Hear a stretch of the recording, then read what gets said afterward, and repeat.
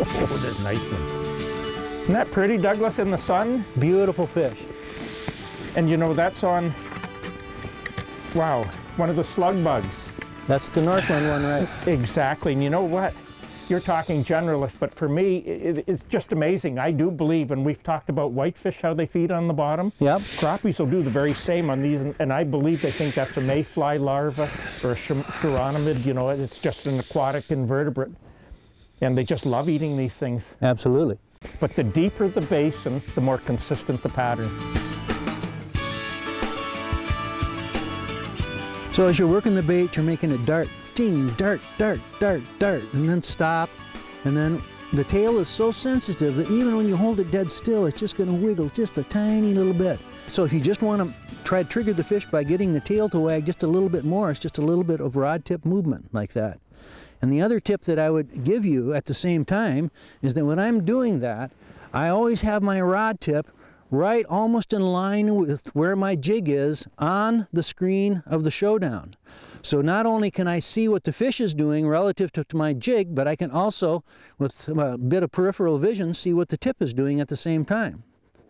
So it's movement, movement, movement, left, left, left, left, left, stop. So it's attract, bring them in, and then just hold as still as you can to trigger the fish, maybe just a little bit of movement like that.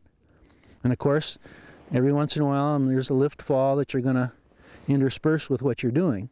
But for crappies, many times, the lift fall is not such a big deal. It's getting it in their vision, a lot of times just above their vision, and making it move so it looks enticing. It could be a little tiny larva. It could be, you know, an insect larvae or something like that. So that's what we're talking about when we say generalist, a jig to begin with. And then, especially in the Northland lineup, they've, you know, Bro has created all of these various shapes, and you've got the same thing with the custom jigs and spin plastics, where you can fine tune a little bit more. If you think it's a chironomid larva, there's such a thing, you know, he's got a plastic for that. And so you can fine tune. Not only can you start and maybe stay with that generalist jig many times. I've actually got a fish coming here. Here comes a fish. Got him. Yeah, let's see what we got. How big? Bigger fish. No, it isn't that big. Felt good though. Nice one.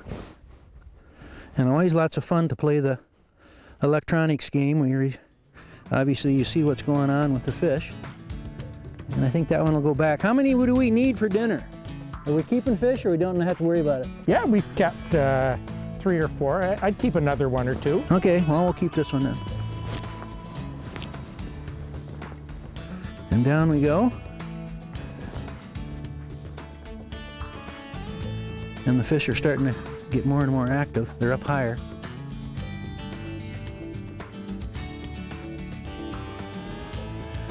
This little rod that I'm using is a Frabill quick tip, but we've also added a spring tip, and that a lot of times we'll add that little bit of quiver tail to the tail.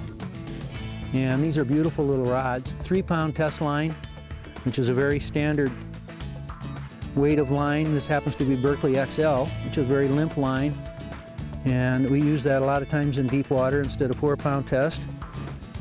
The fish can't see all that well. And the main thing I think that fishermen don't understand a lot of times with the fish when they're in the basin is that these fish get into an area, and when they're not chasing, you know, they can't see that far. It's dark down there. It's 35 feet. We've got snow cover right here, and those fish just kind of hover like a spaceship right there, and they can see, you know, a little bit, but they can also feel with their lateral line. And when I'm talking about moving that jig like I was talking about moving it, when they get close, it's not just vision. They're feeling that. They've got a lateral line that comes along their head, along their eyes here, and all the way down their side, and that's what senses vibration. So not only does the jig have to look good, but it's got to feel good too, and that's where those movements and those plastics are so vitally important.